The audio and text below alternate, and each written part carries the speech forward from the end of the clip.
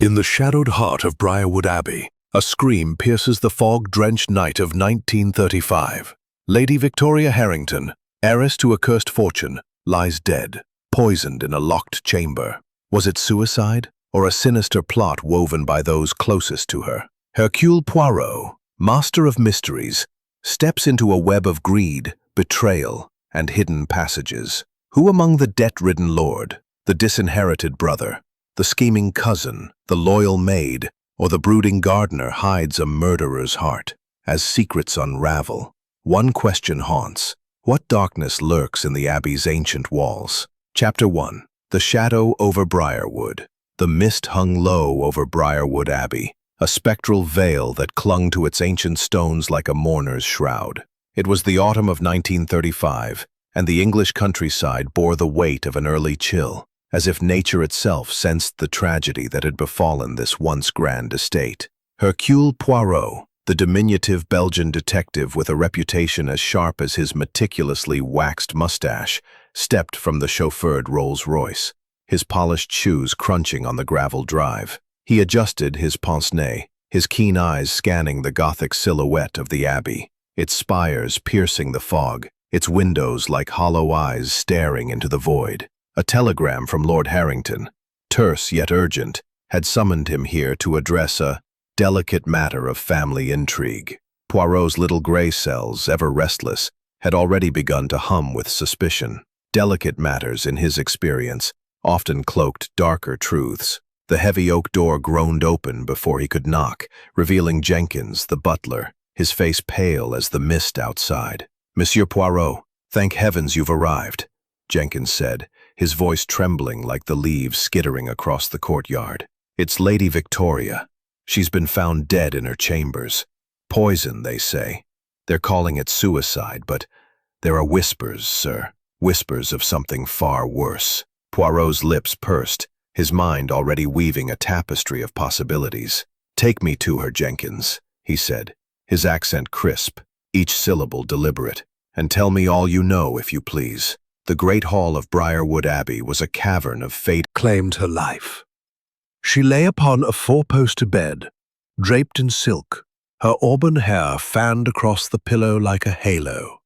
A half-empty vial of poison rested on the nightstand, its crystal catching the dim light of a single candle. The room was locked from within, the key still in the door, a detail that screamed suicide to the untrained eye. But Poirot's eyes were far from untrained. He knelt beside the bed, his gloved fingers tracing the air above her, noting the faint bruising on her wrist, the slight disarray of her dressing table, the window ajar, despite the autumn chill. "Mon Dieu," he murmured, his voice a soft cadence in the stillness. "This is no simple act of despair. There is a design here, a pattern most sinister." Jenkins hovered nervously by the door. "She was found this morning, sir, by Eliza, her maid. No one heard a thing last night, not a cry, not a struggle. The doctor says she took the poison around 10 o'clock, based on, well, the state of her." Poirot's gaze flicked to the butler. "And who was in the Abbey last night, Jenkins?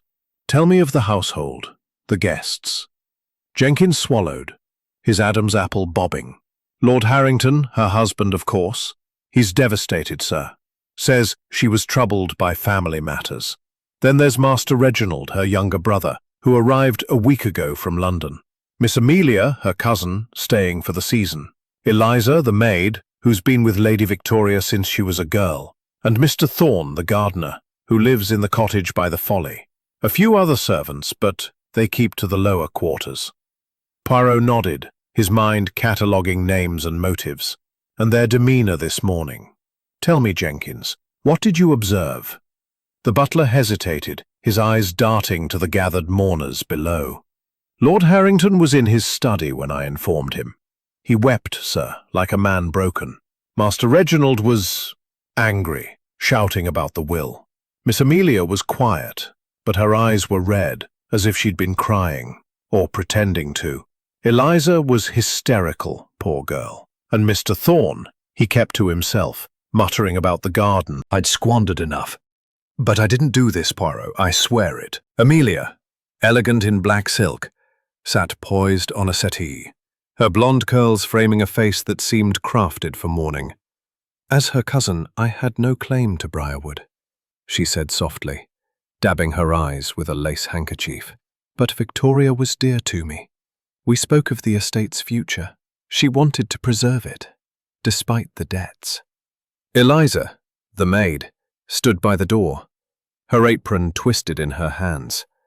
Her dark hair was pulled back severely, her eyes swollen from tears. "I served her tea last night, sir," she said, her voice barely audible. "She seemed calm, almost happy. I can't believe she'd take her own life." Mr. Thorne, the gardener, lingered at the room's edge, his weathered face like carved oak. His hands, calloused from years of toil, gripped his cap tightly. "Lady Victoria and I argued recently," he admitted gruffly. "She wanted to tear down the old Folly ruins, said they were an eyesore. But I've served this family for decades. I'd never harm her." Poirot's eyes swept the room, noting every gesture, every flicker of expression. Lord Harrington's grief seemed genuine, yet his debts were notorious. Had Victoria's fortune been his only salvation? Reginald's anger was palpable, but was it born of guilt or betrayal? Amelia's composure hinted at calculation, her tears perhaps a performance. Eliza's loyalty seemed unshakable, yet the bruise on her wrist suggested a hidden struggle. And Thorne, his connection to the family ran deeper than mere employment, his resentment a smouldering ember. The fire in the hearth crackled, casting long shadows that danced like spectres. Poirot paced slowly, his cane tapping rhythmically on the parquet floor. "Mes amis," he said, his voice commanding attention. "Lady Victoria's death is no suicide. It is murder, most deliberate and cunning. The locked room, the vial, these are but stage props in a drama of deception. We must examine the motives, the alibis, the little inconsistencies that betray the pull until the truth is revealed." The clock on the mantel struck midnight, its chimes reverberating like a tolling bell. Outside, a distant howl rose from the moors, a primal sound that sent a shiver through the room. Poirot's gaze lingered on each face, searching for the crack in their masks. Then, a sudden crash echoed from upstairs, a vase, perhaps, overturned in haste. The household froze, eyes wide with dread. "Monsieur Jenkins," Poirot said sharply, "what was that sound?" The butler stammered. I don't know, sir. Perhaps a servant, or the wind?" Poirot's smile was enigmatic. "The wind does not break porcelain, Jenkins. Someone moves in the shadows, and I shall find them." Chapter 2. Whispers in the Drawing Room. The drawing room of Briarwood Abbey was a study in contrasts, its opulence at odds with the tension that crackled like the fire in its marble hearth. Crystal chandeliers hung overhead, their prisms scattering dim light across velvet settees and mahogany tables. Yet the grandeur felt hollow, as if the room itself mourned Lady Victoria's passing. Hercule Poirot stood at its center, his small frame commanding the space with an authority born of intellect. His mustache gleamed under the flickering glow, his eyes sharp as they swept over the assembled household. The crash from upstairs lingered in their minds, a discordant note in the symphony of suspicion that enveloped them. It was the evening of October 9th, 1935, and the air was thick with secrets. "Mes amis," Poirot began, his voice a measured cadence, each word precise as a surgeon's scalpel. The death of Lady Victoria Harrington is no mere tragedy of the heart. It is murder, most foul, orchestrated with a cunning that seeks to deceive us all. We must examine the motives, the alibis, the little inconsistencies that betray the guilty mind. And so, I ask you to speak, truthfully, if you please. The household shifted uncomfortably, their faces a gallery of guarded expressions. Lord Harrington stood by the bitterness. Called me a wastrel, said I'd squandered enough of the family fortune. We argued, yes, but I'd never harm her. I loved her, despite everything. His fists clenched, the scars whitening under the strain. Poirot's eyes narrowed. Reginald's anger was palpable. But was it born of guilt or betrayal? The detective noted a faint stain on his cuff. Wine, perhaps, or something less innocent. Amelia, Victoria's cousin, sat poised on a settee, her black silk dress accentuating her pale beauty. Her blonde curls framed a face that seemed sculpted for mourning, yet her eyes held a calculating glint. She dabbed at them with a lace handkerchief, her movements deliberate. As her cousin, I stood to gain nothing from her death, she said softly, her voice a melody of practiced sorrow. The estate is entailed to Lord Harrington, after all. But Victoria and I were close. She confided in me about her fears for Briarwood's future. She wanted to preserve it, despite the debts. Her glance darted toward Reginald, a subtle accusation in her posture. Poirot observed the faint tremor in her hand. Was it fear, or the effort of maintaining a facade? Eliza, the maid, stood near the door, her dark hair pulled back severely, her apron twisted in her nervous hands. Her eyes were swollen from tears, but a faint bruise on her wrist caught Poirot's attention, a mark that suggested more than a simple accident. "I served her tea last night, monsieur," she said, her voice barely above a whisper. She seemed at peace, almost happy. I can't believe she'd take her own life. Her gaze dropped to the floor, avoiding Poirot's scrutiny. The bruise, he mused, could indicate a struggle, or perhaps coercion. Her loyalty to Victoria was evident, but what secrets did she harbour?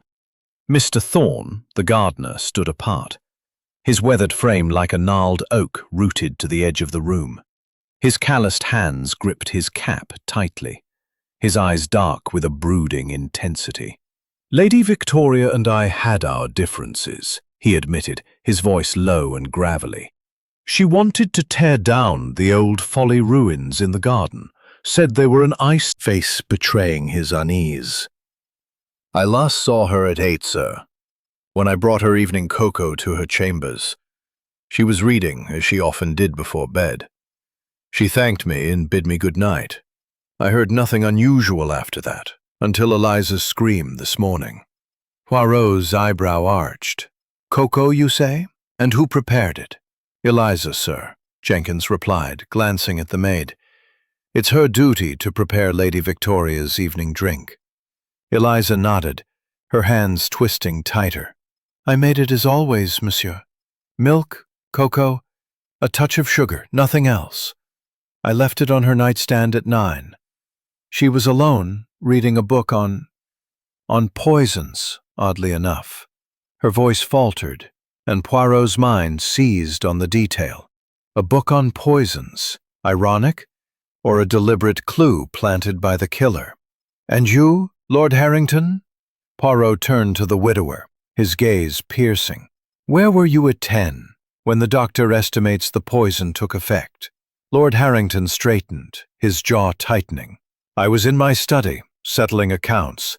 The debts, you see, they've been a burden. Victoria's fortune was to save us, but it came with conditions. I was working late, as Jenkins can attest." He gestured to the butler, who nodded hesitantly. "Indeed, sir," Jenkins said. "I saw his lordship in the study at 9:30, when I brought him a tray of tea." Poirot's lips twitched into a faint smile. And after that, Jenkins? Did you see him remain? Jenkins faltered. I retired to my quarters, sir. I assumed he stayed. Assumptions, Poirot thought, were the cracks through which truth slipped. He turned to Reginald. And you, monsieur? Your sister cut you from her will. Where were you at this critical hour? Reginald's sneer returned, though his eyes betrayed a flicker of unease. I was in the village, drowning my sorrows at the Black Swan. Ask the barkeep, he'll vouch for me. I didn't return until midnight, long after whatever happened. His voice wavered, and Poirot noted the faint stain on his cuff again. Blood, perhaps? Or merely a clumsy spill? Amelia spoke next, unprompted. Of arsenic.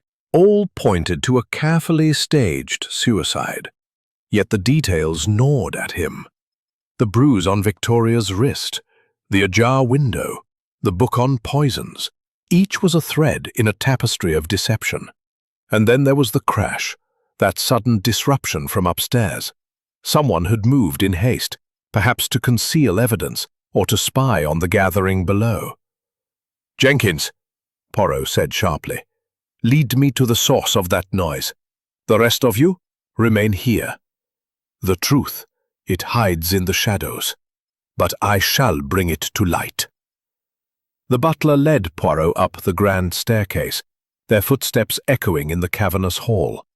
The upper corridor was lined with portraits, their painted eyes seeming to follow the detective's every move. At the end of the hall, a shattered porcelain vase lay scattered across the floor, its fragments glinting in the dim light of a sconce. Poirot knelt, examining the shards. "Freshly broken," he murmured. "And this, mon Dieu, a footprint in the dust." The print was small, delicate, perhaps a woman's shoe, or a man's attempt to mislead. "Jenkins," Poirot said, rising, "who has access to this corridor at night?" "Only the family, sir, and the senior staff," Jenkins replied, his voice unsteady. "But it's rarely used, mostly storage rooms and guest quarters." Poirot's eyes gleamed. Then someone was here. Then someone was here. Someone who did not wish to be seen. "Return to the drawing room, Jenkins, and say nothing of this. I shall investigate further." As Jenkins retreated, Poirot lingered, his gaze sweeping the corridor. A faint draught stirred the air, emanating from a half-open door. Inside, a guest room lay untouched, save for a single anomaly. A handkerchief, embroidered with the initial A, lay crumpled on the floor. Amelia's? Or another red herring? Back in the drawing room, the tension had thickened, the household exchanging furtive glances. Poirot re-entered, his expression unreadable. "The crash was no accident," he announced. "Someone moves among us." It was 1935, and the chill of October seeped into the bones of the Gothic structure, its spires stark against the grey sky. Hercule Poirot stood in Lady Victoria Harrington's chamber, the scene of her untimely death, his keen eyes scanning every detail. The room was a frozen tableau of tragedy. The four-poster bed where the heiress lay lifeless, her auburn hair splayed across the pillow. The half-empty vial of arsenic glinting on the nightstand. The window slightly ajar, admitting a draught that stirred the heavy velvet curtains.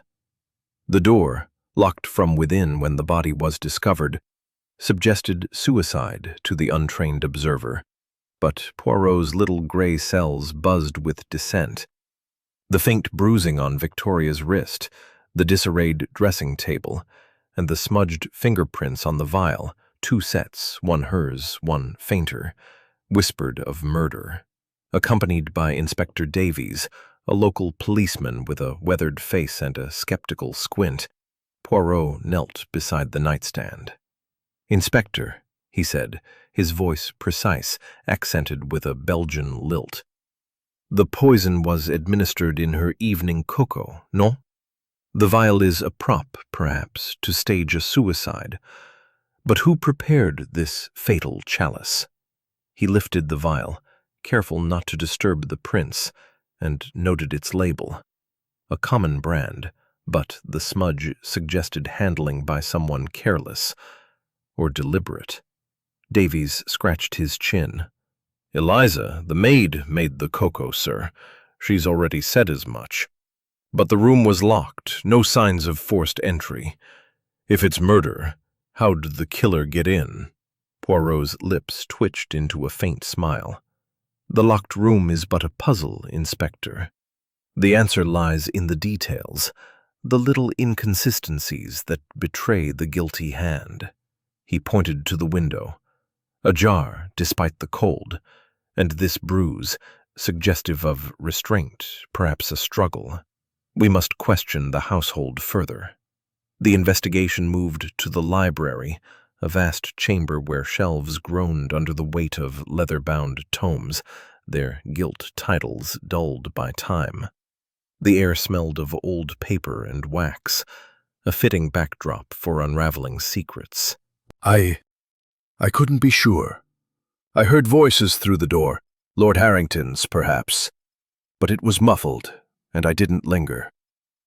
Her cheeks flushed, and Poirot noted the tremor in her hands. Was she protecting someone, or merely fearful? Lord Harrington was next, his tall frame filling the doorway, his tailored suit immaculate despite the strain in his eyes. "I was in my study all evening," he said, his voice hoarse. "Settling accounts. Our debts have been a burden, as you know. Victoria's fortune was our salvation, but it came with conditions. She controlled the trust, and I had to answer to her." He ran a hand through his graying hair, and Poirot caught a glimpse of a ledger peeking from his pocket, its edges worn. A quick glance revealed forged entries, sums siphoned off, perhaps to cover personal losses. "I never entered her room after dinner," Harrington insisted. "Jenkins can confirm I was in the study." Poirot's smile was enigmatic. "And yet Eliza heard voices." "We shall verify, monsieur." Reginald followed, nursing a hangover that did little to dull his defiance. His rumpled shirt bore the same stain Poirot had noted the previous night. Wine, or perhaps blood. "Victoria and I quarreled that afternoon," he admitted, slumping into a chair. "She accused me of stealing heirlooms to pay my gambling debts. I left in a huff, but I went back later, to apologize, to make things right. She was alive when I left her room at 8:30. His voice cracked, but Poirot's attention fixed on a torn cufflink found near Victoria's bed, its silver crest matching Reginald's shirt. A damning clue or a convenient plant? Amelia entered with the grace of a mourner, her black silk dress rustling softly. "Victoria showed me a letter last week," she said, producing a folded paper from her reticule. "She planned to change her will, naming me beneficiary if Lord Harrington proved unfaithful. But I swear, I knew nothing of poison." Her alibi was thin, a solitary walk in the gardens at 9, unseen by any witness. Poirot noted the letter's careful "Say," Poirot murmured, his gaze lingering on a spade with fresh soil, or for more human vermin. Back in the library, Poirot cross-referenced alibis. Jenkins confirmed seeing Lord Harrington in the study at 9:30, but admitted to dozing off afterward. Reginald's pub alibi held, per the inspector's inquiries, but his return at midnight placed him near the crime. Amelia's garden walk was uncorroborated, and Eliza's dismissal by Victoria suggested opportunity. Thorne's shed provided means, but his motive remained murky. Poirot returned to Victoria's chamber, his mind a whirl of threads. The cocoa mug, now cleaned, bore no residue, but the book on poisons, dog-eared at a page on arsenic's slow effects, hinted at premeditation. Had Victoria been researching, or was it planted to mislead? The window's latch was loose, suggesting an external entry, but the footprints outside were smudged, as if deliberately obscured. A torn scrap of fabric caught on the sill matched nothing in the household. Another red herring. As evening fell, Poirot gathered the household in the dining hall, where silver clinked against porcelain, a stark contrast to the mounting dread. "The poison was slow-acting," he announced, his voice cutting through the tension. "Administered perhaps hours before death. Who among you had access to her cocoa, her tea, her very breath?" Accusations flew. Reginald pointed at Amelia. "You wanted the estate." She retorted, "Your debts would have ruined us." Eliza shrank back, and Thorne glowered silently. Lord Harrington's face paled, his hand gripping his fork too tightly. Then, a discovery. An anonymous note slipped under Poirot's door, its scrawl urgent. "Beware the folly." Poirot's eyes twinkled. The folly, with its hidden secrets, beckoned. Was it a clue, or a lure to danger? As thunder rumbled across the moors, the detective resolved to investigate. But a sudden flicker of the lights plunged the hall into darkness. A gasp echoed. Someone had moved, unseen. Chapter 4. Shadows of the Past. The morning mist had burned away, leaving Briarwood time. Poirot's cane tapped rhythmically as he circled the structure, his eyes scanning for anomalies. A faint scuff mark on the threshold caught his attention, and he knelt, his gloved fingers brushing aside leaves to reveal a hidden compartment beneath a loose flagstone. Inside lay a bundle of faded letters, their ink blurred but legible, tied with a ribbon that crumbled at his touch. The letters, penned in a feminine hand, spoke of a forbidden affair, not with Mr. Thorne, as Poirot had briefly suspected, but with a suitor long deceased, a man named Edward Langley, who had vanished under mysterious circumstances decades ago. The letters hinted at family scandals, disputed inheritances, betrayals, and a curse whispered among the servants. "The folly hides our shame," one read, signed by Victoria's mother. Poirot's lips pursed. The past, it seemed, cast long shadows over the present crime. Returning to the Abbey, Poirot found the household in the dining hall, where breakfast was a tense affair of clinking silver and guarded glances. The air was heavy with the scent of coffee and toast, but the warmth of the meal did little to dispel the chill of suspicion. Reginald, Victoria's disinherited brother, was the first to break the silence, his voice sharp as he confronted Amelia across the table. "You schemed to turn her against me, didn't you?" he accused, his scarred knuckles whitening as he gripped his cup. "You wanted Briarwood for yourself." Amelia, poised in her black silk, met his gaze with icy calm. "Your gambling debts would have ruined us all, Reginald," she retorted, her blonde curls glinting in the morning light. "Victoria saw you for what you are, a leech. I only advised her to protect the estate." Her words were measured, but Poirot noted the faint tremor in her hand as she lifted her teacup, a sign of strain beneath her composure. Poirot raised a hand, his presence silencing the brewing argument. "Order and method, mes amis," he said, his voice a soothing yet commanding melody.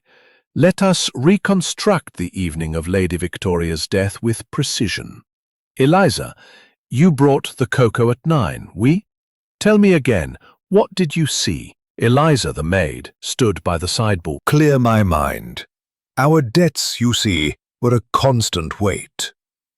He produced a cigarette case, his fingers trembling as he lit one, the smoke curling like the mist outside.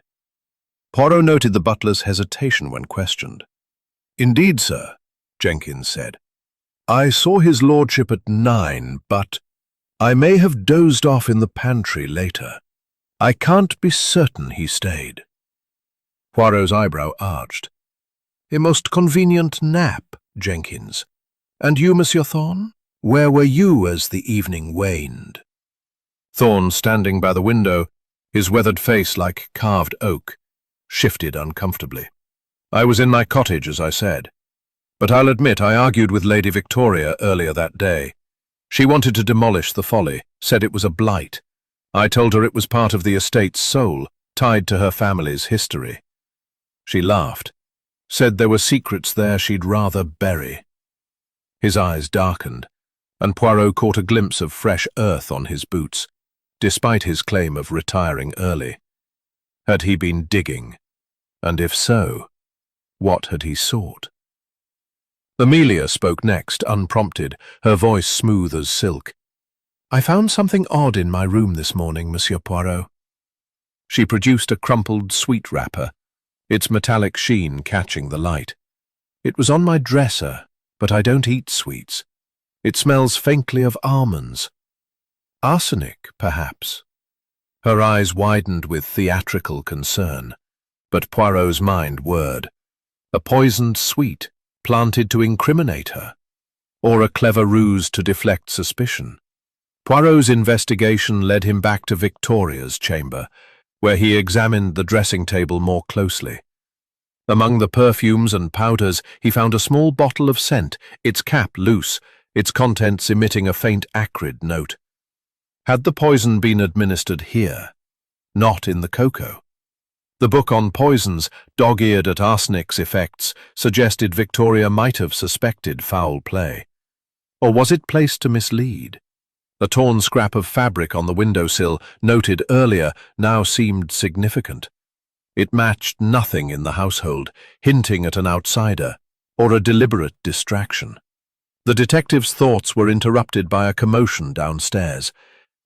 Reginald was next, his defiance waning under Poirot's scrutiny. "That cufflink you found," he said, his voice low. "I lost it weeks ago. Someone must have taken it, placed it there to frame me."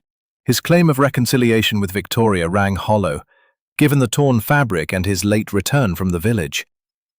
Amelia, confronted about the sweet wrapper, insisted it was planted. "Someone wants me blamed," she said, her eyes flashing. "I walked the gardens to clear my mind, not to plot murder." Yet her letter about the will, with its fresh ink, suggested manipulation. Lord Harrington, when pressed, admitted to financial strain, but swore his love for Victoria. "She controlled the trust," he said, "but I'd never harm her." A ledger in his study, however, revealed discrepancies, funds siphoned off, perhaps to cover personal debts. As thunder rumbled across the moors, Poirot gathered the household in the great hall, where portraits of Harrington ancestors stared down like silent judges. "The threads of this mystery tighten," he said, his voice resonant. "The folly's secrets, the poisoned scent, the attack on Eliza, all point to a killer among us. But who?" A scream pierced the night, sharp and chilling, from the servants' quarters. Eliza again. Her cry cut short. The household froze, eyes wide with dread, as Poirot's cane tapped purposefully towards the sound. The killer, it seemed, was growing bolder. Chapter 5. The Web Tightens. The late morning light of October 9th, 1935, filtered through the stained glass windows of Briarwood Abbey, casting fractured colours across the stone floors, as if the estate itself were piecing together the fragments of its tragedy. Hercule Poirot stood in the servants' quarters, where Eliza, the maid, lay dazed on a narrow cot, a fresh bruise blooming on her temple. Her dark hair was dishevelled, her apron discarded in a heap, and her voice trembled as she recounted the attack. "They came from behind, monsieur," she whispered, her eyes wide with fear. "A shadow in the corridor. They whispered, 'Stop talking.' And then, darkness." Poirot's keen gaze fell on the garden glove nearby, its leather worn but smeared with fresh earth, a silent accusation in the "Mr. Thorne to the conservatory, a glass-walled haven filled with wilting ferns and the scent of damp earth." The gardener's weathered face was set in a scowl, his calloused hands clutching his cap. "That glove isn't mine," he growled, his eyes dark with defiance. "I'll keep mine in the shed, locked tight. Someone's framing me, Poirot." Yet the fresh earth on his boots, noted earlier, told a different story. "You are digging near the folly," Poirot said, his voice sharp. "What did you seek, monsieur? Secrets? Or something to bury?" Thorne's jaw tightened. "I was checking the roses. Root rot, you see. Nothing more. I've no reason to harm Eliza or Lady Victoria." His alibi, alone in his cottage, remained shaky, and Poirot noted a faint tremor in his hands, a sign of guilt or fear. Next, Poirot confronted Reginald in the library, where the air was thick with the must of old books. The disinherited brother slumped in a chair, his rumpled shirt stained with what Poirot now confirmed was wine, not blood. "That cufflink found in Victoria's room," Poirot said, holding up the silver crest, "places you at the scene. Explain, if you please." Reginald's face paled, his scarred knuckles whitening. "I visited her to beg forgiveness," he said, his voice low.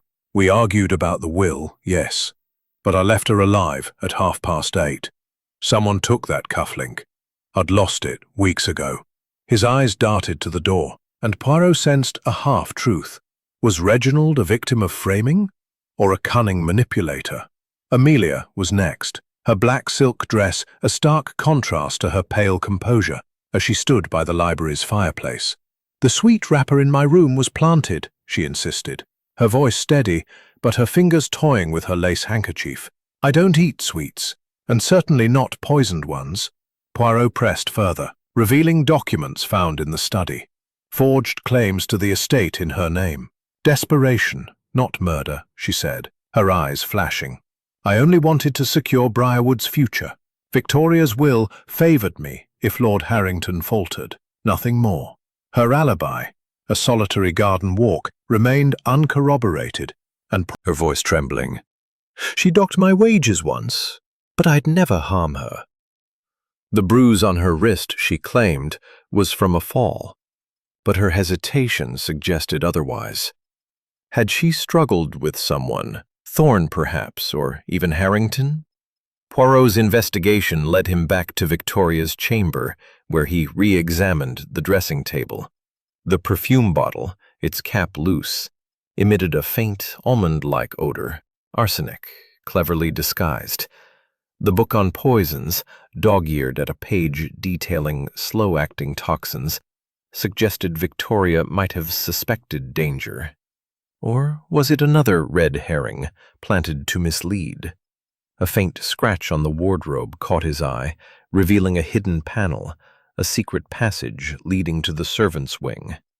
"Mon Dieu," Poirot murmured. "The locked room is no mystery. The killer entered thus, unseen." He gathered the household in the dining hall, with a clink of silver and the aroma of roast pheasant did little to ease the mounting dread. "The web tightens," Poirot announced, his voice resonant. The poison was in the perfume, not the cocoa, a subtle delivery, known only to someone intimate with her habits. The passage allowed access, and the attack on Eliza suggests a killer desperate to silence witnesses. Eyes darted, accusations unspoken but palpable. To test his theory, Poirot orchestrated a ruse. As coffee was served, he signaled Inspector Davies, who approached Lord Harrington with a grave expression. "Sir, we found traces of poison in your study," Davies lied, watching Harrington closely. The widower's face drained of color, and he clutched his throat, collapsing in a feigned fit. "Poison!"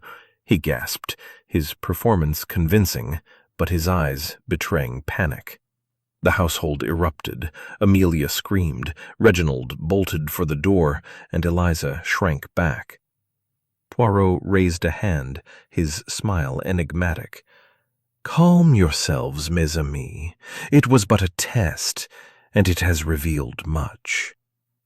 Harrington recovered, his face flushed with embarrassment or guilt, while Reginald froze at the threshold, his flight interrupted. "You run, Monsieur Reginald." Reginald was gone, his footsteps echoing toward the gardens. Chapter 6. Revelations in the Rain. Rain lashed Briarwood Abbey, the storm's fury transforming the estate into a fortress besieged by nature. It was the afternoon of October 9th, 1935, and the Gothic spires of the abbey loomed like sentinels through the deluge, their stone faces streaked with water, as if weeping for Lady Victoria Harrington. Hercule Poirot, undeterred by the downpour, pursued Reginald through the sodden gardens, his cane sinking into the muddy earth, his overcoat soaked, but his resolve unshaken. Reginald's sudden flight from the dining hall, after Poirot's ruse had flushed out panic, had marked him as a man with something to hide. The detective's little gray cells whirred, weaving together the threads of arsenic, secret passages, and whispered threats. The murder of Victoria, staged as suicide, was a tapestry of deception, and Reginald's dash into the storm was a tear in its fabric. The gardens were a labyrinth of overgrown hedges and gnarled trees, the Follies' crumbling silhouette barely visible through the rain. Poirot's polished shoes squelched as he followed the trail of broken branches and churned mud, his breath visible in the chill air. "Monsieur Reginald," he called, his voice cutting through the storm's roar. "You cannot outrun the truth!" At the Follies' entrance he found Reginald, drenched and shivering, cornered against the ivy-choked stones. The young man's face was a mask of desperation, his scarred knuckles bloodied from a fall. "I didn't kill her, Poirot," he sobbed, his voice breaking. "But I saw something. I saw Amelia leaving Victoria's room that night, after our argument. I swear it!" Poirot's eyes narrowed, his mustache dripping, but his gaze piercing. "You saw Mademoiselle Amelia? At what hour? And why did you not speak sooner?" Reginald slumped against the pavilion, rain streaming down his face. "It was near 10. I'd gone back to apologize again, but I saw her slip out looking furtive When I pressed her to reconsider Reginald's disinheritance. That's how I got this." She lifted her sleeve, revealing a faint bruise on her forearm, distinct from Eliza's. "But I wasn't in her room at night. Reginald's trying to save himself." Her voice was steady, but Poirot detected a note of calculation. The bruise, he mused, could corroborate her story, or mask a deeper involvement. Next, Poirot confronted Mr. Thorne in the conservatory, where the glass walls rattled under the storm's assault. The gardener's weathered face was grim, his hands still caked with earth despite the rain. "Eliza and I, we're lovers," he confessed, his voice low. "She confided in me about Victoria's cruelty, docking wages, threatening to dismiss her. That bruise on Eliza's wrist. I grabbed her too roughly when we argued about leaving Briarwood. But murder? No." His admission cast a new light on Eliza's fear, but Poirot's mind lingered on the garden glove found at her attack. "You supplied arsenic for pests," Poirot said, "yet a vial is missing from your shed. Who took it, monsieur?" Thorne's eyes darkened. "I don't know. Someone broke into my shed. Lock was tampered with. I told Victoria about the Follies' secrets, old jewels hidden by her father. She wanted them gone, but I never poisoned her." His boots, still muddy, suggested recent activity, and Poirot filed away the possibility of buried evidence. Eliza, summoned to the servants' quarters, was pale but resolute. "Lady Victoria discovered my affair with Thorne," she said, her voice trembling. "She threatened to sack us both, said we'd disgraced her household. But I'd never harm her, monsieur." Her bruise, she insisted, was from Thorne's grip, not a struggle with Victoria. Yet her hesitation when mentioning the cocoa, served at 9, suggested she knew more than she admitted. Lord Harrington, recovering from his feigned collapse, was questioned in the drawing room. His tailored suit was rumpled, his face haggard. "I loved Victoria, despite our troubles," he said, his voice hoarse. "The debts were crushing, yes, but I..." The secret passage, accessible to all but known only to family. Reginald's flight, Amelia's bruise, Thorne's affair, Eliza's fear and Eliza Harrington's scent all wove a complex pattern. Red herrings abounded, but Poirot's gray cells sifted truth from deception.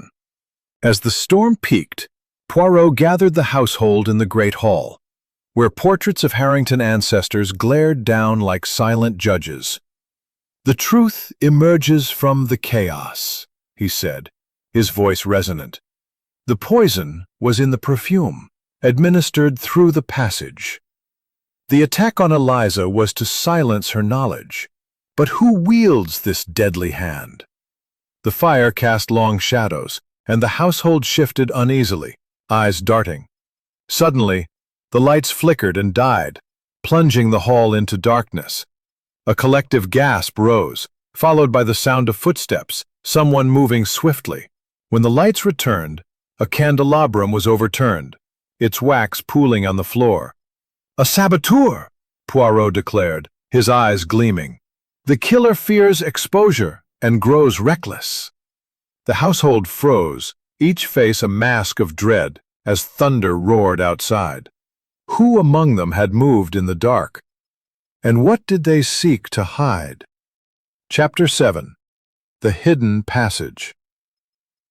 The storm had relented, leaving Briarwood Abbey cloaked in an eerie calm as dusk settled over the English countryside on October 9, 1935. The Gothic estate, its spires softened by the fading light, seemed to hold its breath, as if aware of the secrets unraveling within its ancient walls.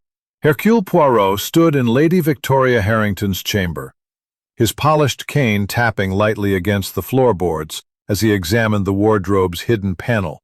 The secret passage, discovered earlier, snaked through the Abbey's stone heart, connecting the heiress's room to the servants' wing.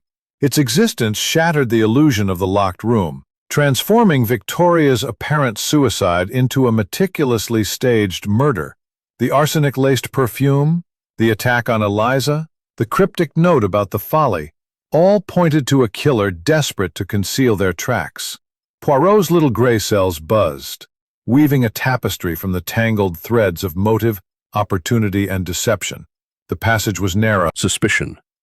The earlier blackout still fresh in their minds. "Mes amis," he said, his voice resonant, "the locked room is no mystery. A secret passage allowed the killer to enter and exit, leaving the vial as a false flag of suicide. But the question remains, who among you wielded this hidden path?" Eliza, her bruise now a faint shadow, stood by the door, her hands trembling. "I used the passage once, monsieur," she admitted, her voice barely audible. "To deliver laundry, weeks ago. I swear I never entered that night." Her eyes darted to Thorne, her lover, and Poirot noted the fear in her gaze. Was she protecting him or herself? Mr. Thorne, his weathered frame rigid, glowered from the corner. "I've no knowledge of any passage," he said gruffly. "I keep to the gardens, not the Abbey's secrets." Yet Poirot recalled the fresh earth on his boots, the missing vial from his shed. "You were digging near the folly," Poirot pressed, his eyes piercing. "Perhaps to hide evidence?" Thorne's jaw tightened. "I was tending roses, nothing more. Check the beds yourself." His defiance rang hollow, and Poirot filed away the possibility of buried clues. Reginald, still shaken from his flight into the storm, slumped in an armchair, his rumpled shirt stained with mud and wine. "That cufflink in Victoria's room," he muttered, "was stolen from me. I told you, I saw Amelia leaving her chamber. She's the one you should question." His scarred knuckles whitened, and Poirot sensed a mix of truth and desperation. The cufflink, found near the bed, was a compelling clue, or a deliberate plant. Amelia, poised in her black silk, met Poirot's gaze with icy calm. "Reginald lies to save himself," she said, her voice smooth but edged with strain. "I was in my room, retrieving a book from the library corridor. Jenkins saw me there." The butler nodded hesitantly, but Poirot recalled his earlier admission of dozing off. "Mademoiselle," Poirot said, "your handkerchief was found with a vial in the folly. Explain, if you please." Amelia to silence her. The book on poisons, dog-eared at arsenic's slow effects, suggested premeditation. But was it Victoria's research, or a killer's ruse? The torn fabric on the windowsill, the garden glove, the follies vial, all wove a complex web. Red herrings abounded, but the truth was near. To test alibis, Poirot reconstructed the evening's timeline. "The poison was slow-acting," he said, addressing the household. "Administered perhaps at dinner, not in the cocoa. Who served the meal?" Jenkins faltered. "The staff, sir. But Lady Victoria ate lightly, soup, bread, a glass of wine." All had access, Poirot realized, from the kitchen staff to the family. The wineglass, now cleaned, offered no residue, but the possibility lingered. A new clue emerged, a locket in the passage, engraved with Reginald's initials, found by Inspector Davies during a sweep. "Lost months ago," Reginald claimed, his voice desperate. "Someone's framing me." The locket, like the cufflink, felt too convenient, but Poirot noted its tarnished clasp. Had it been dropped recently? Tensions boiled as accusations flew. Amelia pointed at Harrington. His affair gave him reason to silence her. Reginald snarled at Thorne. "You and your damned arsenic!" Eliza shrank back, her eyes pleading innocence. Thorne's fists clenched, and Harrington's cigarette trembled in his hand. Poirot calmed the room with a raised hand. "Patience, mes amis. The little details betray the guilty. The passage, the perfume, the locket, all point to a mind both cunning and desperate." His voice was a soothing melody, but his eyes were sharp, scanning each face for a telltale crack. As midnight tolled, its chimes reverberating through the hall, a ghostly figure appeared in the window, a pale silhouette against the moonlit moors. The household gasped, some crossing themselves, others clutching their chairs. "A trick!" Poirot declared, striding to the window. The figure vanished, but a wire glinted outside, rigged to manipulate curtains, a staged distraction. The killer where candlelight flickered against the stone gazes of Harrington ancestors, their painted eyes seeming to judge the living. The ghostly figure at the window, revealed as a curtain manipulated by wire, had been a desperate ploy to sow fear, but it only sharpened Poirot's resolve. The murder of Lady Victoria Harrington, staged as suicide with arsenic-laced perfume, was a puzzle nearing its solution. The secret passage, the attack on Eliza, the follies vial, and the tangled motives of the household wove a web that Poirot's little grey cells were steadily unravelling. The wire at the window, discovered by Inspector Davies, led to a pulley hidden in the garden, its mechanism simple but effective. Poirot summoned Mr. Thorne to the conservatory, where the glass walls reflected the candlelight like a hall of mirrors. The gardener's weathered face was grim, his calloused hands clenched. "You rigged the curtain, monsieur," Poirot said, his voice sharp. "A theatrical trick to frighten us. Why?" Thorne's eyes darkened.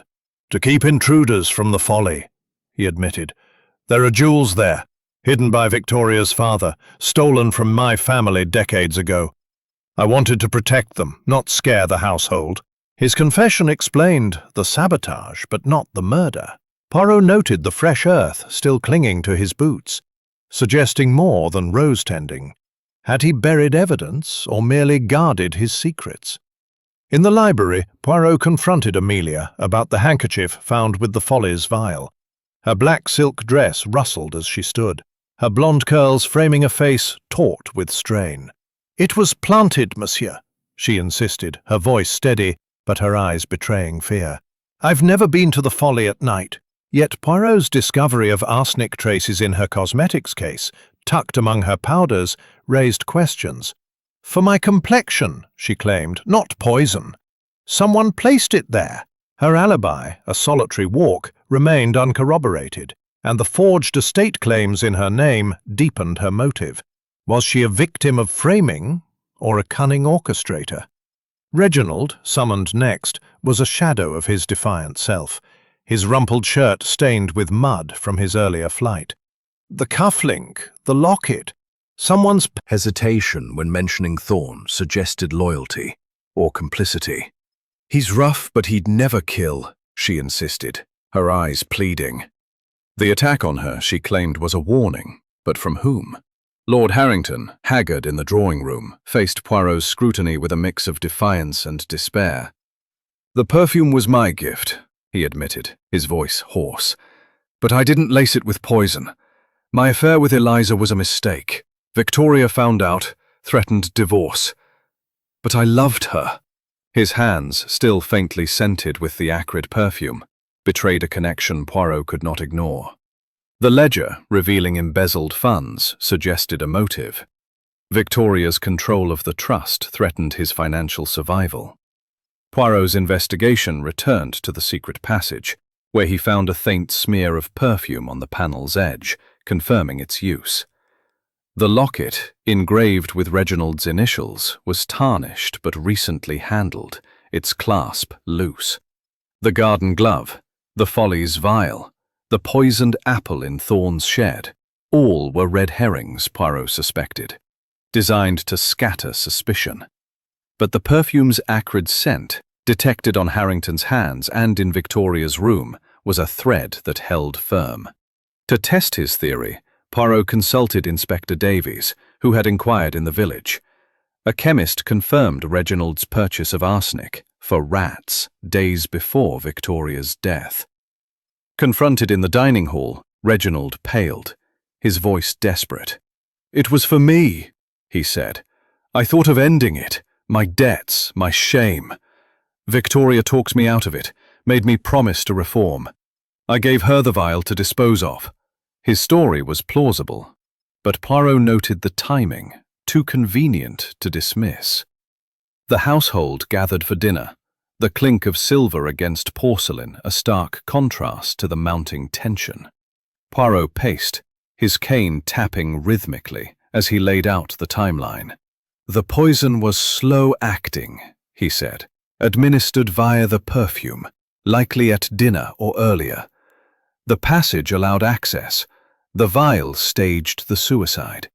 But the killer miscalculated. Eliza's attack and the ghost trick reveal their panic. Accusations erupted. Amelia pointed at how "Reginald, its tarnish masking recent handling." As midnight neared, Poirot's gaze swept the room, noting each face. Harrington's strain, Amelia's calculation, Reginald's desperation, Eliza's fear, Thorn's defiance. "The killer is close," he said softly, "but their mask slips." A sudden clatter interrupted, a silver tray dropped by Jenkins, who stammered an apology. His nervous glance toward the passage's entrance caught Poirot's eye. Was the butler, so often overlooked, hiding a role in the drama? The candles flickered, casting long shadows, as a distant howl rose from the moors. The household froze, eyes wide with dread, as Poirot's smile hinted at truths yet to come. Someone, he knew, was watching, waiting for his next move. The final confrontation. The night of October 9th, 1935, draped Briarwood Abbey in a heavy stillness. The air thick with the scent of candle wax and the weight of impending revelation. The great hall, its Gothic arches illuminated by flickering chandeliers, was a stage for the final act of Hercule Poirot's investigation. The portraits of Harrington ancestors gazed down, their painted eyes seeming to anticipate the unmasking of Lady Victoria Harrington's killer. The secret passage, the poisoned perfume, the attack on Eliza, and the web of red herrings, cufflinks, lockets, and ghostly tricks had led to this moment. Poirot stood at the center of the gathered household, his small frame commanding, his waxed mustache glinting, his little gray cells poised to unravel the tapestry of deception. "Mesdames et messieurs," Poirot began, his voice a measured cadence that silenced the room. "The murder of Lady Victoria is a crime of cunning, staged as suicide to conceal a motive as old as time. Greed, betrayal, fear. The killer walks among us, but their mask is slipping. Let us deduce with order and method the truth." The household sat in tense silence. Lord Harrington, haggard, his tailored suit rumpled, Reginald slouched, his scarred knuckles clenched. Amelia, poised in black. "Shed was stolen, not used by your hand." Thorne's shoulders sagged, relief mingling with defiance. Next, Poirot faced Amelia. "Mademoiselle, your ambition for Briarwood was clear. Forged claims, a letter naming you beneficiary. The handkerchief in the folly, the arsenic in your cosmetics, planted, you claim. Your motive is strong, but your actions lack the precision of murder." Amelia's lips parted, but she remained silent, her eyes flashing with restrained indignation. Reginald was next, his defiance crumbling. "You, monsieur, were disinherited, drowning in gambling debts. You purchased arsenic, claiming it was for your own despair. You saw Amelia leaving Victoria's room, you say, and tried to blackmail her. The cufflink, the locket, planted, you insist.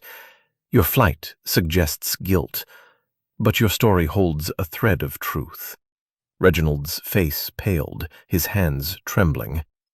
"I told you, Poirot, I gave her the vial to destroy. She saved me from myself." Eliza, her voice barely audible, was addressed gently.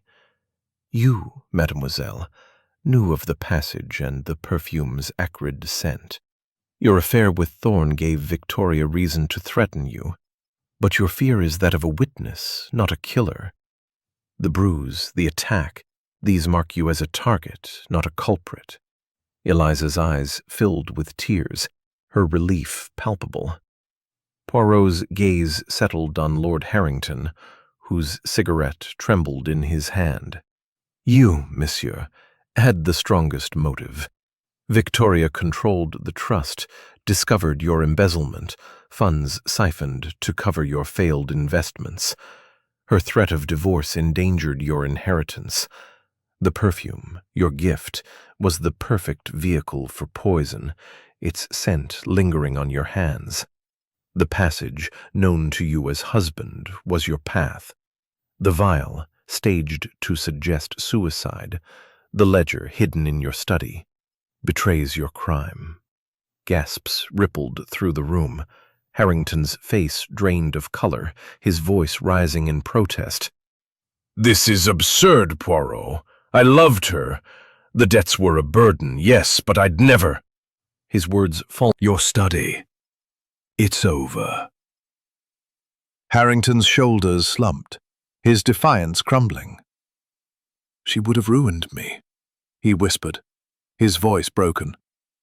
"The trust, the debts, it was all slipping away. I thought a small dose, a quiet end. I didn't mean for it to go this far." His confession hung in the air, a heavy tolling of truth. Poirot's expression softened, but his voice remained firm. "Greed and betrayal, monsieur, are poisons as deadly as arsenic. You betrayed not only Victoria but the honor of this house." The household sat in stunned silence, Amelia's handkerchief pressed to her lips, Reginald's head bowed, Eliza's tears falling freely, Thorne's gaze distant but relieved. Poirot turned to Davies. "Inspector, take him into custody. The evidence is clear. The ledger, the gloves, the passage, the perfume, all point to one hand."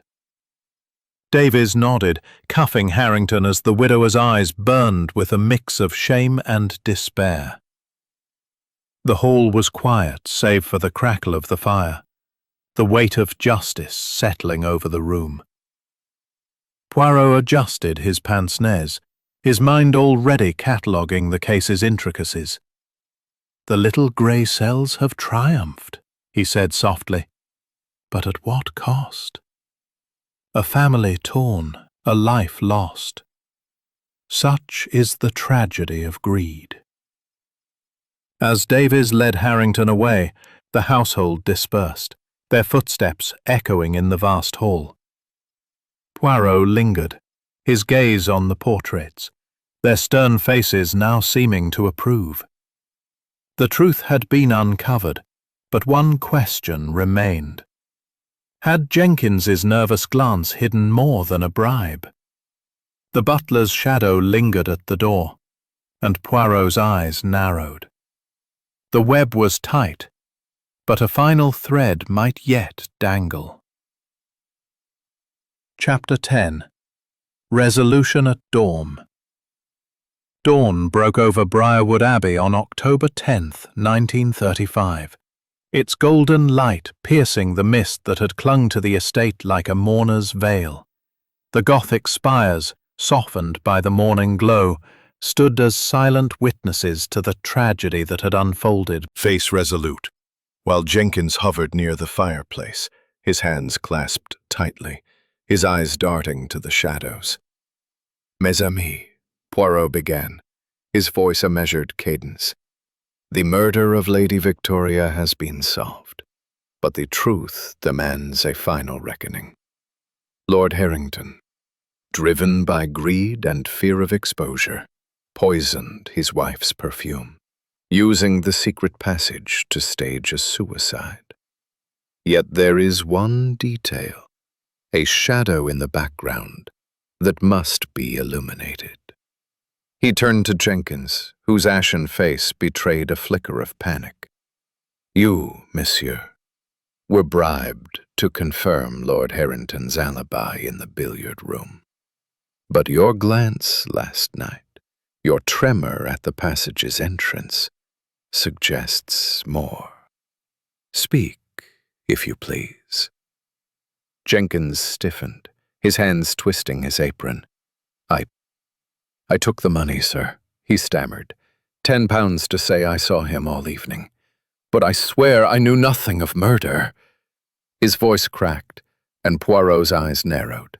The butler's fear was genuine, but his role was not yet clear. Poirot paced, his cane tapping rhythmically on the parquet floor. "Let us reconstruct the full picture," he said, his accent crisp. "Lord Harrington, burdened by debts and failed investments, siphoned funds from Victoria's trust.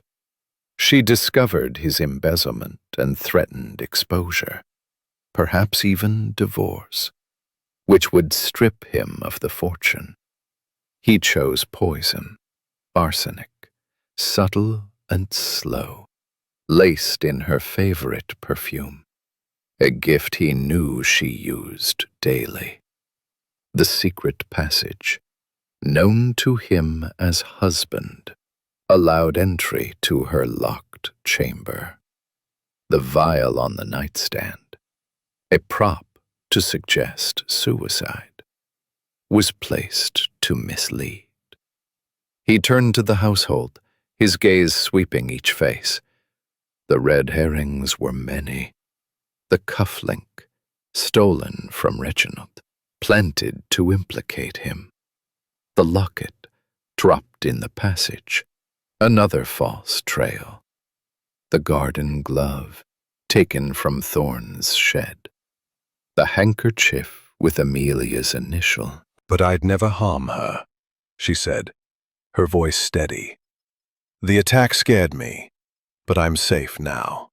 Thorne, his weathered face softened, added, I only wanted to protect the Follies' secrets. I'm no killer. Their affair, once a motive, was now a footnote, their loyalty to each other evident. Poirot returned to Jenkins. Your bribe, monsieur, was a small but crucial thread. Lord Harrington paid you to lie. But did you see more?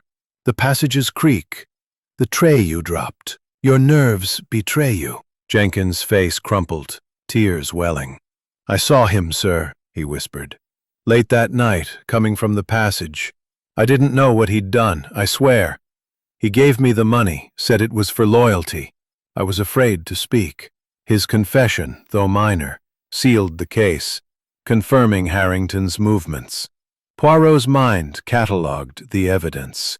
The ledger, found in Harrington's study, detailing embezzled funds. The perfume residue on his gloves, matching the acrid scent. The vial wrapper, hidden in his desk. And now Jenkins' testimony. The passage, accessible to all but used by Harrington, was the final piece. The little grey cell's triumph, Poirot said softly, but at a cost. A life lost, a family fractured. He turned to Davies. Inspector, ensure Lord Harrington faces justice. The evidence is incontrovertible. Davies nodded, his expression grim. He's in custody, Monsieur Poirot. He'll answer for it. Harrington's confession, extracted under pressure, had been damning. She would have ruined me. The trust, the debts. I thought a quiet end would save us all. His broken words echoed in Poirot's memory, a tragic epitaph. The household exhaled, the weight of truth lifting the shadows. Reginald stood, his shoulders squared, as if shedding his guilt. Amelia's eyes softened, her ambition tempered by relief. Eliza and Thorne clasped hands, their future uncertain but free of suspicion. Jenkins, head bowed, murmured apologies, his role as an unwitting accomplice forgiven but not forgotten. Poirot stepped to the window, where the dawn gilded the moors. Never rest. As he stepped into the morning light, a final glance at the Abbey revealed Jenkins standing alone, his face a mask of relief and regret. The butler's secret was minor, but Poirot's instinct whispered of stories yet untold.